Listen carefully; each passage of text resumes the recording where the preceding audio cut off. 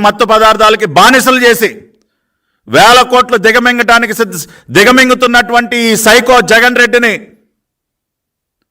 ఖచ్చితంగా మే 13వ తేదీన భారత రాజ్యాంగం మేము కల్పించినటువంటి ఆయుధమైనటువంటి ఓటుతో గట్టిగా బుద్ధి చెప్పండి.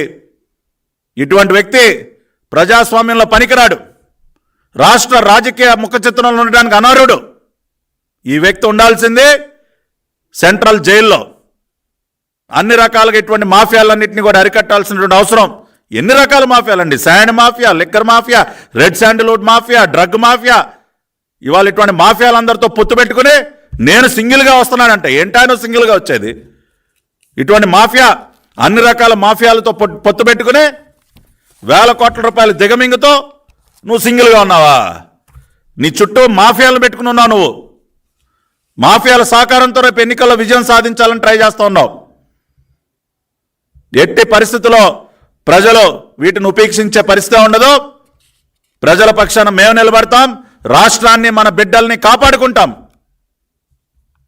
ఎంత ఆవేదన కలుగుతోందండి విశాఖపట్నం ఈ రకంగా కబ్జాలకి, హత్యలకి, డ్రగ్స్కి ఈ రకంగా విశాఖపట్నం బ్రాండ్ ఇమేజ్ని సర్వనాశనం చేస్తూ ఉంటే ఎంత ఆవేదన కలుగుతోందండి. ఇటువంటి ఎప్పుడైనా చూసామా? మన ఉత్తరాంధ్రలో వైజాగ్లో ఎప్పుడైనా చూసామా?